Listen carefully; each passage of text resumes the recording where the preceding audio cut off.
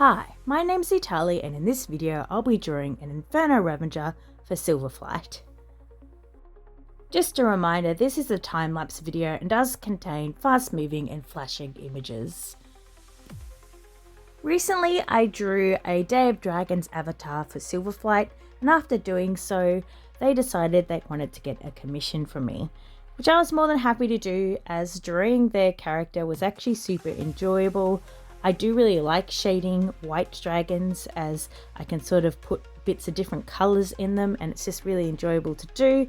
Secondly, the dragon had gold horn cuffs with sapphires on them, and I had decided to try a bit harder with the sapphires and make them look like more realistic, like they're actually cut, and I had a lot of fun doing this and I really liked the end result of the avatar. I'll make sure I add a link to the Day of Dragons avatar time-lapse video, so if you do want to have a look at the whole process of that original avatar, it'll be in the description or at the top of the screen. Now, some of you may have noticed that the dragon on the screen at the moment is brown and not white, and that's because this sketch and background has actually been drawn a year ago and was for someone else. Now, what happened here is, originally when I talked with Silverflight, we discussed her budget, and it basically only had room for a flat color reference picture with a gradient background. But then I remembered I'd had somebody commission me about a year ago and they wanted something very similar. They wanted an Inferno Ravager, and I had spent about 2 hours on the sketch and design process before asking for payment, at which point they never spoke to me again. So I thought, after a year of non-contact, I think it's fine to say that either I was scammed or they got cut off from the internet or something happened. They just never spoke to me again. And during my conversations with this original person, they also told me things like they were buying a whole bunch of my shirts and stickers and blankets from Redbubble, that it was all in their cart and ready to go, and they were just waiting for their payday before purchasing, and of course that didn't happen either. So I'm pretty sure I just got scammed. So I decided to offer Silverflight this original sketch and background with some tweaks to make it look like their character, but still keeping to the original cost we'd already discussed. And they were very happy to take up this offer.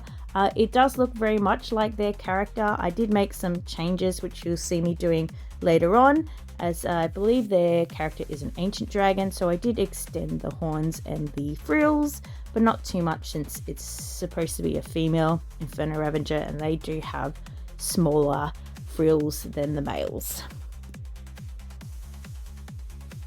I'm actually really glad this got to be used, because I really like this original sketch I did last year. Like, normally I don't put that much effort into my sketches before coloring them, but I don't know, I was just excited when this person commissioned me originally, and I put a lot of effort in before starting to get little hints that perhaps this wasn't going to go ahead. And you'll see at the end of this 2-hour stint of backgrounds and sketching, I do actually put a massive watermark across the picture, and that's because I started to think or get the vibe that this was not going to go ahead, and I didn't want them to have a free sketch without a giant watermark on that they could either get another artist to finish or, I don't know, put it into AI or something. So that's probably one of the first times I've put a giant watermark on my artwork before showing somebody the sketch, and it's just because I got the vibe that they weren't being honest with me. Anyway, you can see now I've made the dragon white, so it basically just replaced the brown colored dump I'd done with white, and I decided to remove the moon and put in the auroras, and I'm fixing up the sky too, because I have gotten a bit better at starry night skies than a year ago. So I just decided to replace the sky entirely and redo like a Milky Way star type thing. And I also decided to remove the crystals because I didn't think they fit that much with the feel of the picture, and instead I replaced it with like little glowing fireflies in a yellow color to sort of give some contrast to the picture. We also decide to make the character bigger on the screen, again because it's supposed to be an ancient dragon and not just a adult or a elder.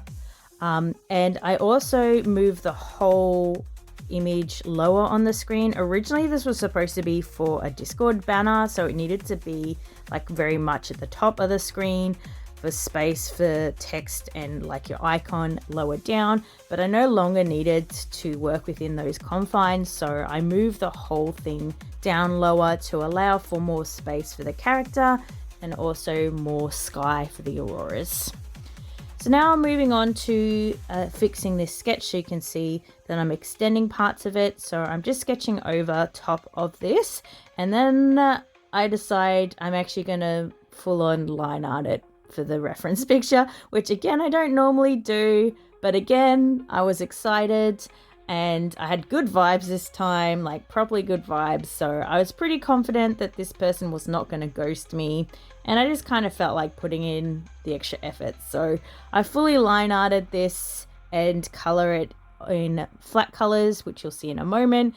And I kind of also go a bit overboard with the decorations. I do like a full reference with shading for the golden stuff, which was again super fun, which you'll see in a moment. But yeah, this is rare footage of me doing line art, which I generally hate, but I have actually been doing a lot of line art recently. I've been doing some like adoptable templates for someone, and that involves a lot of line art and a lot of interchangeable parts, as well as like base shading and stuff. So I have had a lot more practice than I normally would have for line art, so it wasn't too bad. But yeah, generally I skipped this stage altogether. I only did it because I thought it would look better for a flat color reference if the lines were a bit more defined and less messy.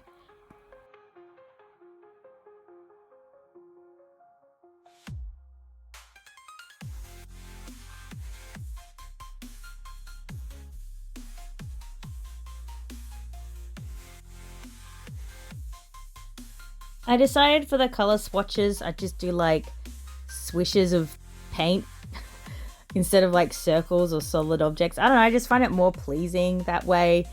It was a little bit difficult to make sure it was obvious which colors were which, because there are 3 different types of white that I'm using. So I do spend a bit of time near the end of the reference arranging the colors so it's obvious which goes where. Not that it matters terribly much, since white dragons will often, you know, because there's not much other color to them, if they're in an environment, they're going to have a lot of the environment's color sort of reflecting off them and affects how the dragon can look, which is half the fun of a white dragon.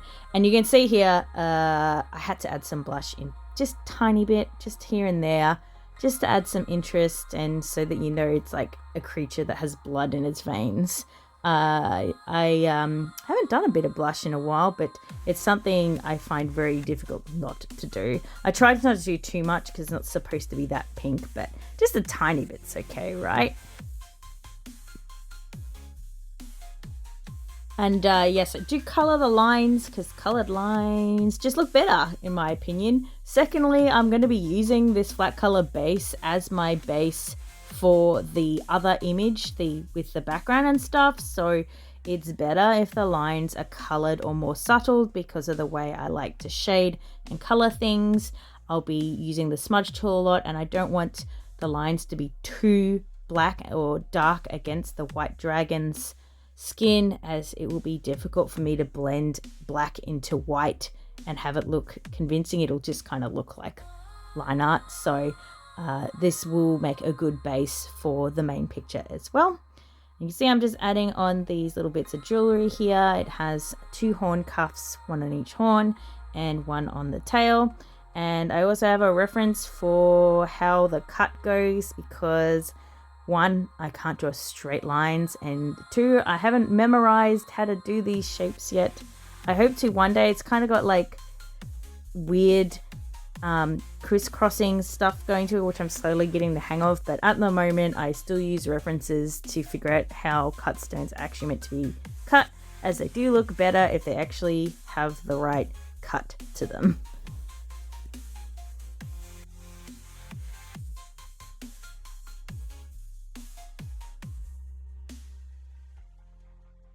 Now for pretty much my favorite part in the whole image, and that is shading the gold. I know that's like a small part of this picture, but it really just gives me so much joy to shade gold, especially when it goes so perfectly like this. You can see I just started with like a brown color, added a bit of orangey brown to the edge, and then I've got a yellower color in the middle with a bright yellow right to the side of that. And the very left edge there is actually a mix of the dragon skin color and the original brown color, as it is the light reflecting off the dragon. If I had a different color dragon, like a blue dragon, I'd mix the blue with the brown for that part. So it's just to show that there is reflecting light on the metallic edge of the picture. And I would add, or you will see me add, like a small run of white to the very edge as a finishing touch. So now I'm done with the reference. I've put the flat colored picture into the main image, and I have just used a multiply layer that just has like a bluey, a dark sort of desaturated blue, and I've got a white color that I'm just putting in the areas where it wouldn't be in shadow, or where some light source is illuminating it so it looks more white. And I've got my smudge tool, and I'm just smudging in those areas into the multiply dark desaturated blue. I also make some adjustments as I didn't think it was quite dark enough, and add a few more colors into the mix. So I've got a little bit of pink in here for the subsurface scattering, even though the light probably wouldn't be that strong during the nighttime. I don't know, it's just like, it's rule of cool, right? If it looks good, then do it. I'm also adding in the green from the auroras. So I'm just adding it to the edges here, or where I think the light would be hitting the surface of the dragon.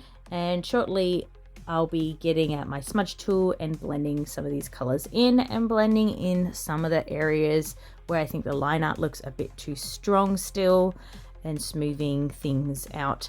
I'll also be picking up some other colors from the surroundings. I'll be putting in some blue from the water reflecting, and much later on I think I even put some black in from the stone into the claws, as the claws are much shinier part of the dragon, as are the horns.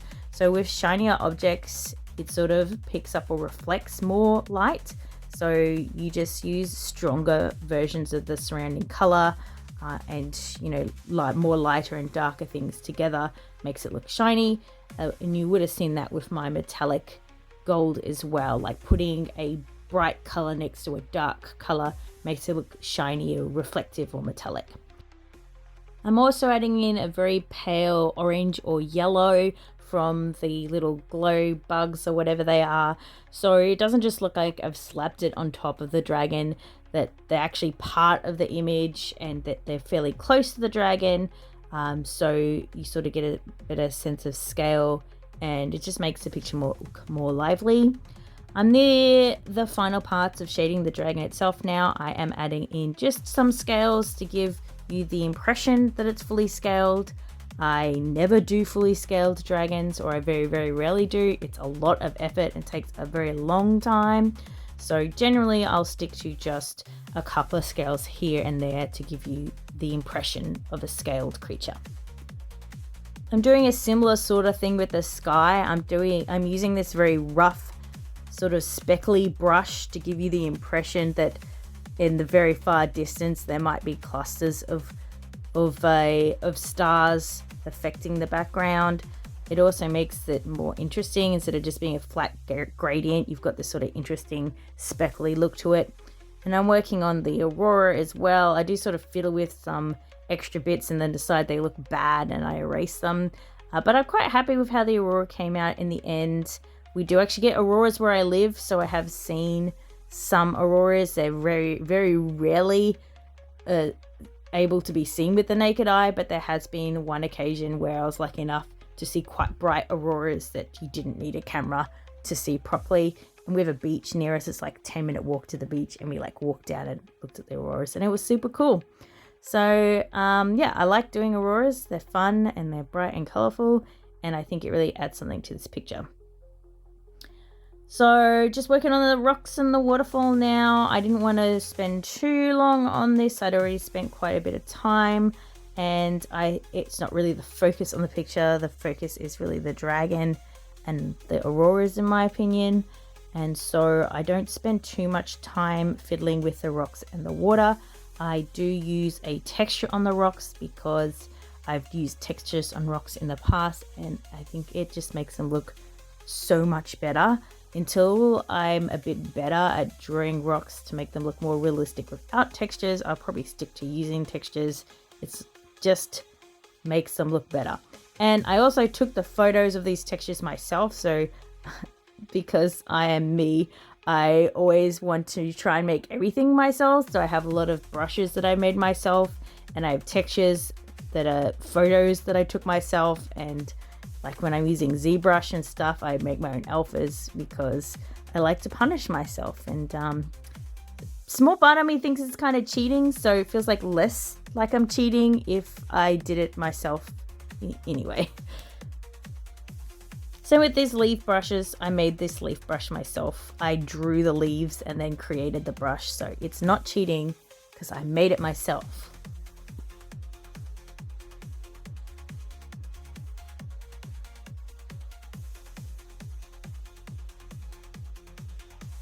I'm just going to add a bit of mist to the bottom of this picture as the waterfall would be creating some mist, and is also sort of draws your focus more to the dragon as this area becomes less visible. So I just use like a fuzzy cloud brush, and then I have like a splatter brush that I use for what I assume is like bits of water splashing up, and I make some adjustments to it before adding that texture I talked about before. So it's just a rock. It's just a photo of a brick wall, actually a sandstone wall, I should say, from the botanical gardens near where I live. And I just move it into positions until I think it looks more natural. And then I make adjustments to the colors I'd done. So I'll be putting some more of the green on to follow the shape of the texture I used, and turn it down a little bit. And yeah, then that's rocks. My rocks are pretty much done.